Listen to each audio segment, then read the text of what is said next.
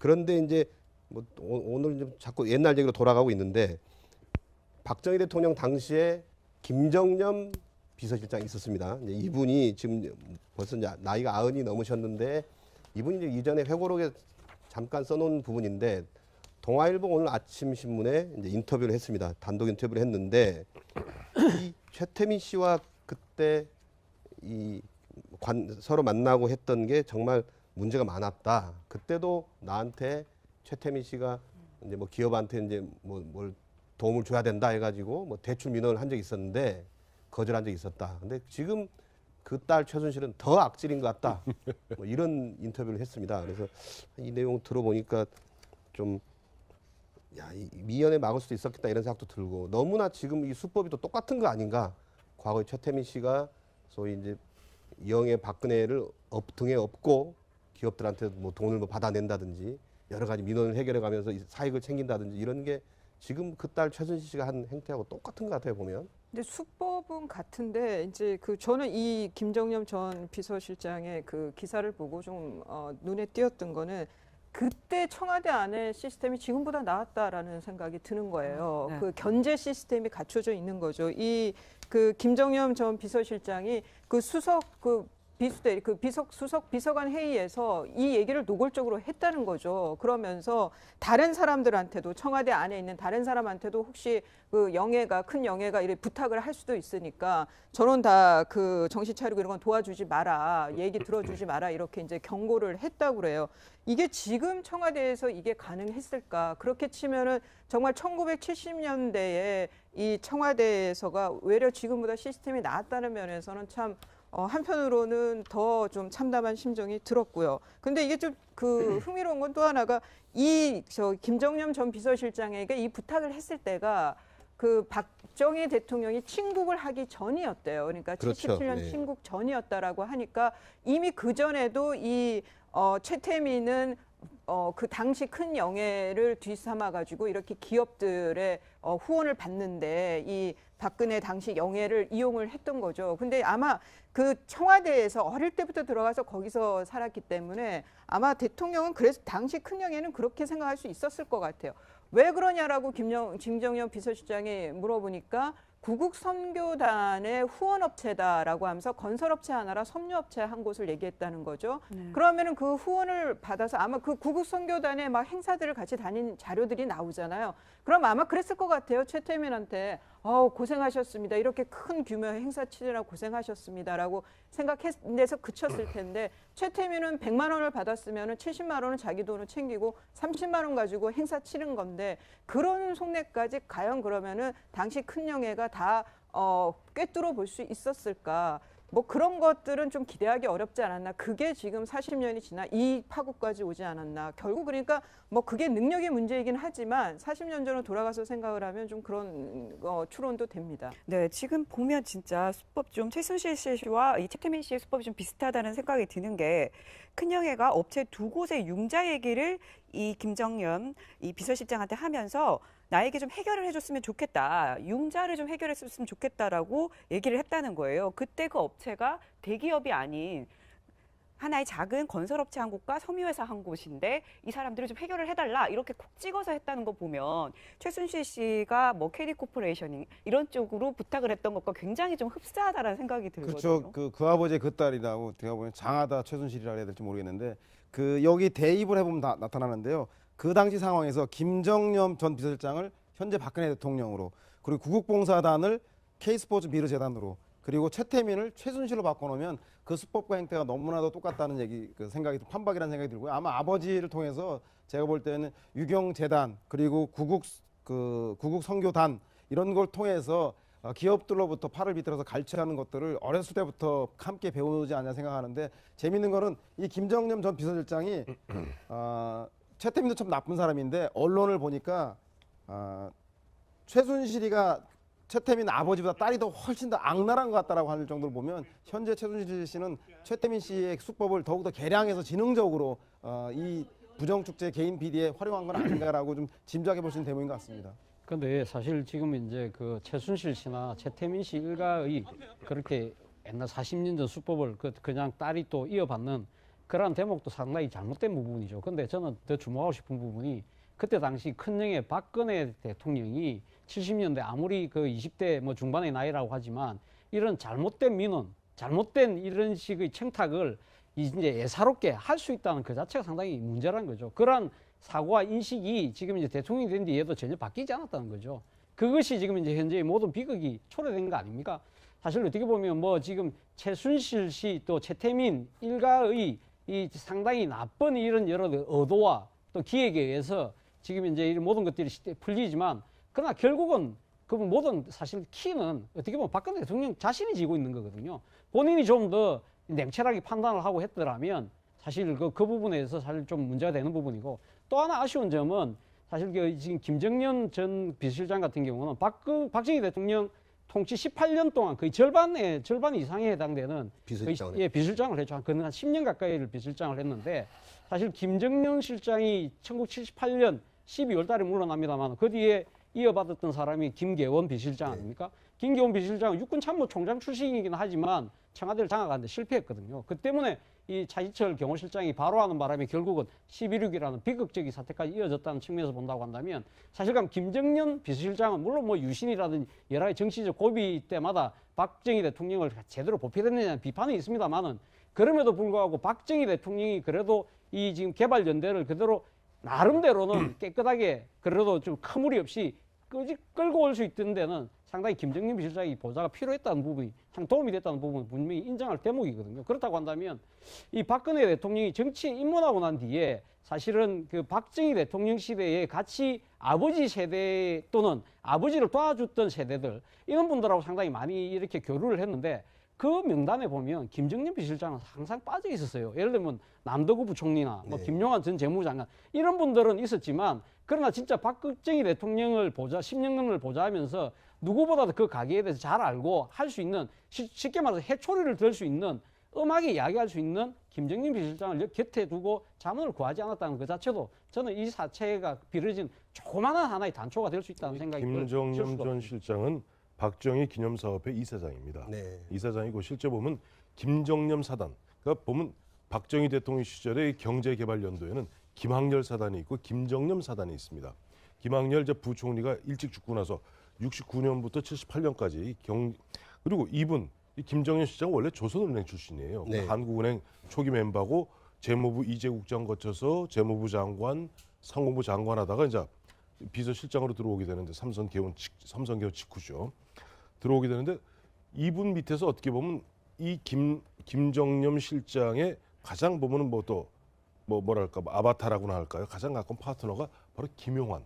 얼마 전에 보면 한 보도가 된 바 있죠. 네. 자민련 수석 부총재는 김용환, 재무장관도 어떻게 보면 김정년 사단입니다. 그러니까 전혀 관여 안 한 건 아니고 또 보면은 이 김정년 실장의 그러니까 어떻게 되나 조카 사위가 우리가 잘 알고 있는 김종인 의원이 조카 네. 사위입니다.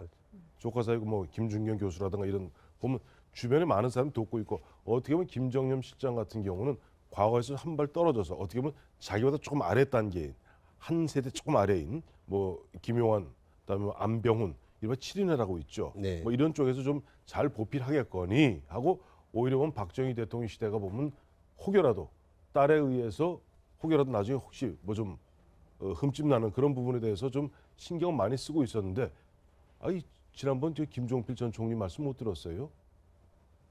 아니 예. 그랬잖아요. 기자들이 김종필 전 총리한테 가서 가서 좀 얘기 좀 하시죠. 아이고 무슨 소리요. 천하 고집이요. 내가 무슨 얘기하면 니까 것이 뭐 알아. 그럴 것인데 라고 보면 이미 보도된 바가 있었기 때문에 아마 김정년 실장이라 할지라도 박근혜 대통령 옆에 가서 뭐랄까 아마 접근 자체가 안 됐을 거예요. 제대로. 네.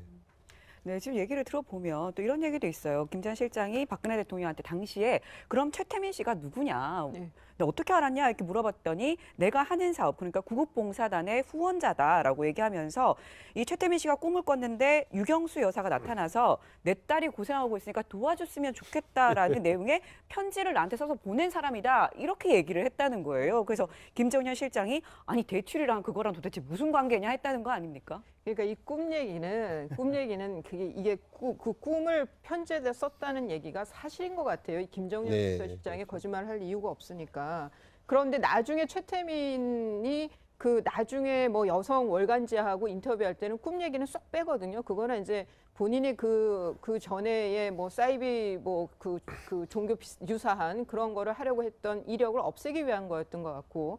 그런데 이제 보면은 그 기사에서 이런 얘기를 큰영애가 하니까 김정년 실장이 너무 말 같지 않은 이해되지 않는 납득되지 않는 얘기였다라는 취지로 나와요. 그러니까 객관적으로 보면은 사기 기질이 농후한 사람인데 유독 이제 그 당시 큰형에게는 그게 보이지 않았다는 것이 오늘날의 비극이 됐고 또 하나는 구국 선교단의 그 모토가 승공, 멸공, 뭐 반공 이런 거였다는 거죠. 그게 이제 어떤 그 당시 정권에서 내거는 가치와 일맥상통하다 보니까 특히 이제 최태민이 그쪽을 건드린 거죠. 제일 이제 약한 부분을.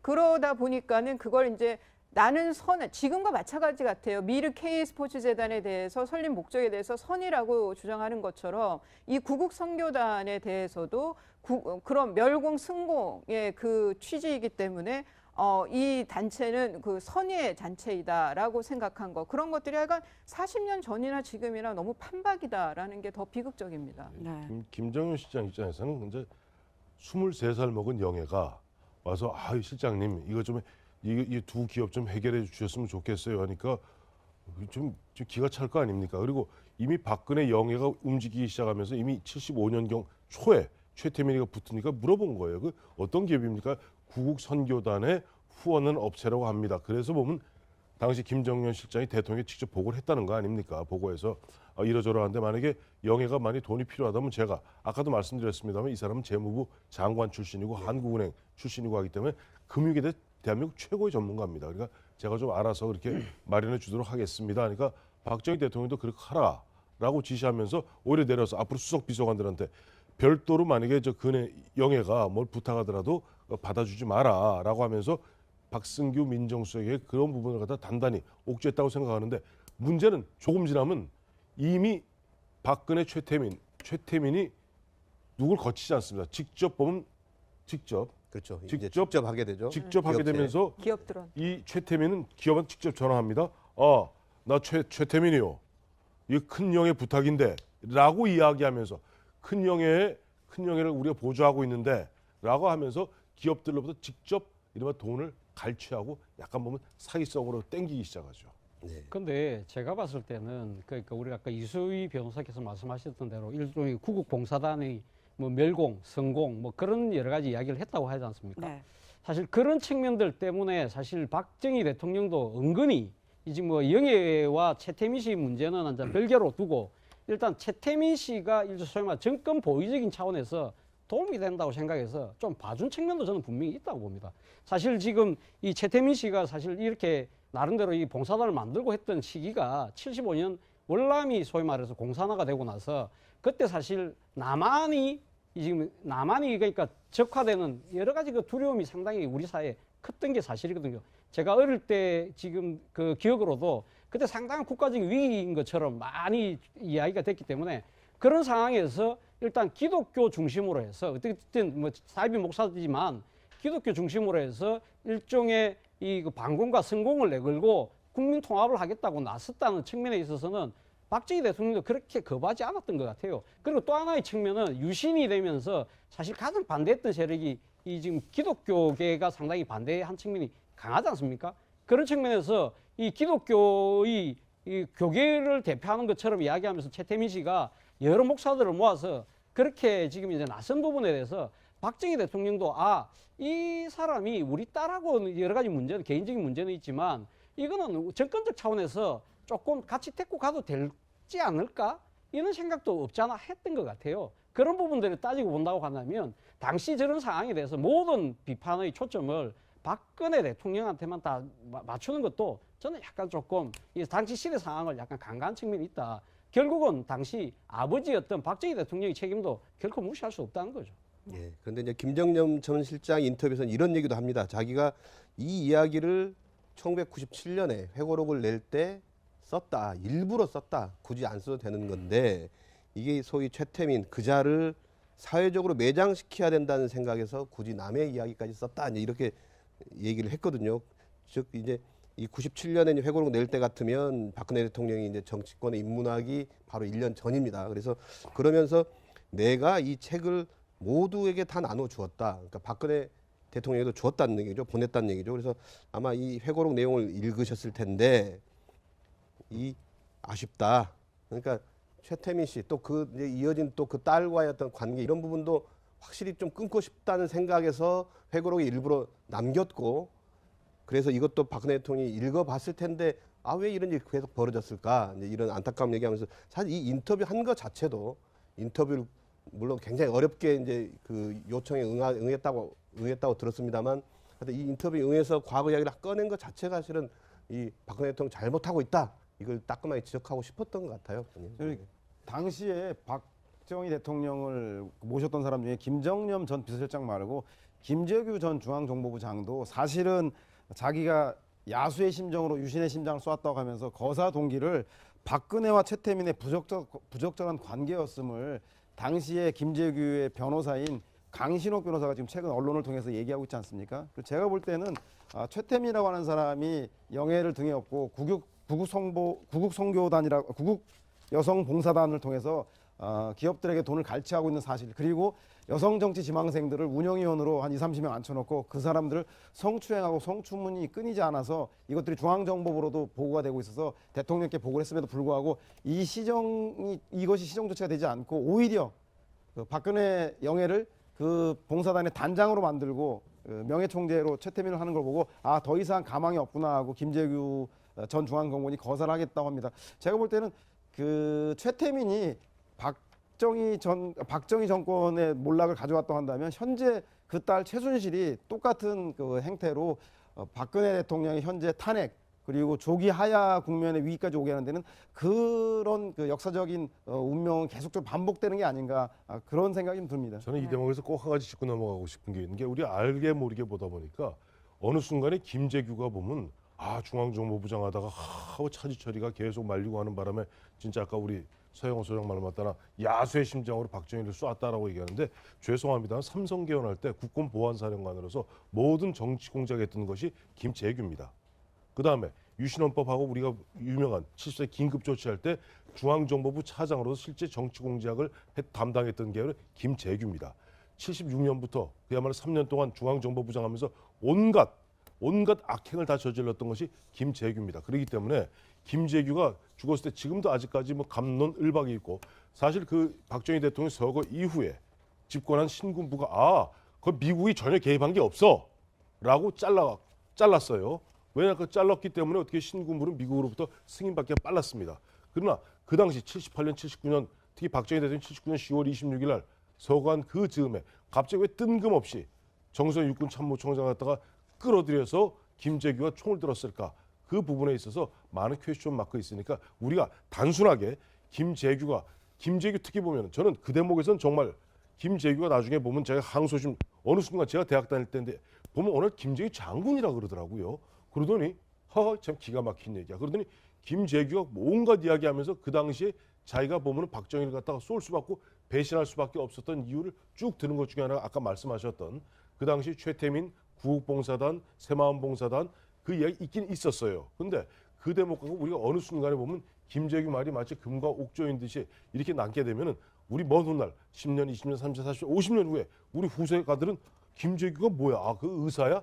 그리고 왜? 저희가 대학 다니면서 바로 그 79년 대학 2학년 때 의사 김재규 장군이랑 붙었었습니다. 그렇기 때문에 우리가 그런 부분에 좀 조심할 필요가 있다. 그렇죠. 그러니까 김재규를 미화할 생각은 없고 제가 봐도 옆으로 이제 샜는데 이제 그 얘기는 안 하셔도 될 것 같고. 예. 네. 김정년 비서실장 관련해서 다시 그 얘기로 돌아가 보면 이런 얘기를 해요. 그때 당시에 민정수석실과 중정에서 박 전 대통령에게 이 최 씨 관련 보고를 했는데 그때도 이 박근혜 당시 영예죠. 절대로 아니다 이렇게 얘기를 했다고 하고 또 김정년 실장은 아마 지금도 큰영예는 이 최순실 씨가 자기를 좋게 도와주는 사람이라고 알고 있을 것이다 이런 얘기를 했거든요. 그걸 보면 누가 뭐라고 하든 굉장히 강한 믿음이 있는 것 같다는 생각이 아직도 들어요. 그게 이제 2차 담화문까지도 그랬었죠. 그러면 울먹하면서 지금은 마음으로야 인연을 끊었지만이라고 얘기를 하면서 앞으로는 사사로운 모든 인연을 끊겠다라고 얘기하는, 모르겠습니다. 2차 담화문 발표 그때는 이미 최순실에 대해서 정말 내가 그동안 속았다라고 정말 깨닫는지는 모르겠지만, 근데 계속 보면은 글쎄요, 이게 이제 그 딜레마예요. 그러고 많은 분들이 헷갈려하는 걸 거예요. 정말 몰랐을까? 한쪽에서는 정말 완전하게 속아서, 완벽하게 속아서 그냥 어떻게 보면 좀 꼭두가시처럼 행동을 했다라고 보는 쪽이 있고, 한쪽은 그걸 몰랐을까? 다만 좀 너무 그러니까 좀 그게 공모인 거죠. 본인은 그냥 봐준다는 거였지만 객관적으로 법적으로 따지면 그게 공범인 뭐 그런 상황이 아닐까. 근데 이 부분만큼은 뭐라고 딱 좁아 얘기를 할 수가 없는 것 같아요. 정말 그렇게 쏘가 왔는지, 아니면은 그렇게 믿고 싶었던 건지, 그거는 심리학자들이 나중에 다 분석해야 할 문제인 것 같습니다. 네, 하여튼 김정념 전 비서실장이 정말 90이 넘은 나이입니다. 올해 만으로 92살이신데요. 그러니까 어렵게 인터뷰도 하고 또 과거의 기록도 남겨놨는데, 이걸 좀 유심히 보셔야 될 분이 저는 김기춘 전 비서실장의 생각이 들어요. 그렇죠. 네, 비서실장이 정말 어떻게 보좌해야 되는지, 또 그 주변에, 대통령 주변의 사람들은 어떻게 관리해야 되는지, 이런 기본적인 원칙도 잘 지켰어야 되지 않는가 싶은데, 이분 계속 모르겠다고만 하고 있어서 이제 뭐 검찰이 수사하면 좀 밝힐 것 같기도 합니다. 그래서 다음 얘기로 넘어가 보겠습니다. 좀 해결했으면 좋겠다라고 얘기를 했다는 거예요. 그때 그 업체가 대기업이 아닌 하나의 작은 건설업체 한 곳과 섬유회사 한 곳인데, 이 사람들을 좀 해결을 해달라 이렇게 콕 찍어서 했다는 거 보면 최순실 씨가 뭐 KD 코퍼레이션 이런 쪽으로 부탁을 했던 것과 굉장히 좀 흡사하다라는 생각이 들거든요. 그렇죠. 그 아버지의 그 딸이라고 제가 보면 장하다 최순실이라 해야 될지 모르겠는데, 여기 대입을 해보면 나타나는데요. 그 당시 상황에서 김정념 전 비서실장을 현재 박근혜 대통령으로, 그리고 구국봉사단을 K스포츠 미르재단으로, 그리고 최태민을 최순실로 바꿔놓으면 그 수법과 행태가 너무나도 똑같다는 생각이 판박이라는 생각이 들고요. 아마 아버지를 통해서 제가 볼 때는 유경재단, 그리고 구국선교단 이런 걸 통해서 기업들로부터 팔을 비틀어서 갈취하는 것들을 어렸을 때부터 함께 배우지 않냐 생각하는데, 재밌는 거는 이 김정념 전 비서실장이 최태민도 참 나쁜 사람인데, 언론을 보니까 최태민 아버지보다 딸이 더 훨씬 더 악랄한 것 같다라고 할 정도로 보면, 현재 최순실 씨는 최태민 씨의 수법을 더욱더 개량해서 지능적으로 이 부정축제 개인 비리에 활용한 건 아닌가라고 좀 짐작해 볼 수 있는 대목이. 그 기사를 보고 좀 눈에 띄었던 거는, 그때 청와대 안에 시스템이 지금보다 나았다라는 생각이 드는 거예요. 네. 그 견제 시스템이 갖춰져 있는 거죠. 그 김정념 전 비서실장이 그 수석 비서관 회의에서 이 얘기를 노골적으로 했다는 거죠. 그러면서 다른 사람들한테도, 청와대 안에 있는 다른 사람한테도 혹시 큰 영예가 이렇게 부탁을 할 수도 있으니까 저는 다 정신 차리고 이런 건 도와주지 마라, 얘기 들어주지 마라, 이렇게 이제 경고를 했다고 그래요. 이게 지금 청와대에서 이게 가능했을까? 그렇게 치면은 정말 1970년대에 이 청와대에서가 외려 지금보다 시스템이 나았다는 면에서는 참 한편으로는 더 좀 참담한 심정이 들었고요. 근데 이게 좀 흥미로운 건 또 하나가, 김정념 전 비서실장에게 이 부탁을 했을 때가 박정희 대통령이 친국을 하기 전이었대요. 그러니까 그렇죠. 77년 네. 친국 전이었다라고 하니까, 이미 그 전에도 최태민은 그 당시 큰 영예를 뒤삼아 가지고 이렇게 기업들의 후원을 받는데, 이 박근혜 당시 영예를 이용을 했던 거죠. 그런데 이제 뭐 오늘 좀 자꾸 옛날 얘기로 돌아가고 있는데, 박정희 대통령 당시에 김정념 비서실장이 있었습니다. 이제 이분이 지금 벌써 이제 나이가 90이 넘으셨는데, 이분이 이제 이전에 회고록에 잠깐 써놓은 부분인데, 동아일보 오늘 아침 신문에 이제 인터뷰를 했습니다. 단독 인터뷰를 했는데, 이 최태민 씨와 그때 서로 만나고 했던 게 정말 문제가 많았다. 그때도 나한테 최태민 씨가 이제 뭐 기업한테 이제 뭘 도움을 줘야 된다 해가지고 뭐 대출 민원을 한 적이 있었는데 거절한 적이 있었다. 근데 지금 그 딸 최순실은 더 악질인 것 같다. 뭐 이런 인터뷰를 했습니다. 그래서 이 내용 들어보니까 좀 미연에 막을 수도 있었겠다 이런 생각도 들고, 너무나 지금 이 수법이 또 똑같은 거 아닌가, 과거에 최태민 씨가 소위 이제 이영애 박근혜를 등에 업고 기업들한테 뭐 돈을 뭐 받아낸다든지 여러 가지 민원을 해결해 가면서 사익을 챙긴다든지 이런 게 지금 그 딸 최순실 씨가 한 행태하고 똑같은 것 같아요, 보면. 근데 수법은 같은데 이제 저는 이 김정념 전 비서실장의 그런 것 같습니다. 근데 사실 지금 이제 그 최순실 씨나 최태민 씨 일가의 그렇게 옛날 40년 전 수법을 그냥 딸이 또 이어받는 그러한 대목도 상당히 잘못된 부분이죠. 근데 저는 더 주목하고 싶은 부분이 그때 당시 큰형의 박근혜 대통령이 70년대 아무리 그 20대 뭐 중반의 나이라고 하지만 이런 잘못된 민원, 잘못된 이런 식의 청탁을 이제 예사롭게 할 수 있다는 그 자체가 상당히 문제라는 거죠. 그러한 사고와 인식이 지금 이제 대통령이 된 뒤에도 전혀 바뀌지 않았다는 거죠. 그것이 지금 이제 현재의 모든 비극이 초래된 거 아닙니까?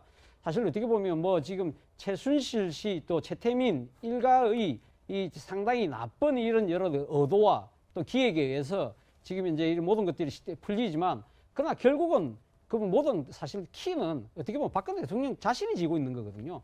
본인이 좀 더 냉철하게 판단을 하고 했더라면 사실 그 부분에서 사실 좀 문제가 되는 부분이고 또 하나 아쉬운 점은 사실 지금 김정년 전 비서실장 같은 경우는 박정희 대통령 통치 18년 동안 거의 절반 이상에 해당되는 비서실장을 비서실장을 했죠. 한 10년 가까이를 비서실장을 했는데 사실 아마 그 청와대에서 어릴 때부터 들어가서 거기서 살았기 때문에 아마 대통령은 그래서 당시 큰형에는 그렇게 생각할 수 있었을 것 같아요. 왜 그러냐라고 김정년 비서실장이 물어보니까 구국선교단의 후원업체다라고 하면서 건설업체 하나랑 섬유업체 한 곳을 얘기했다는 거죠.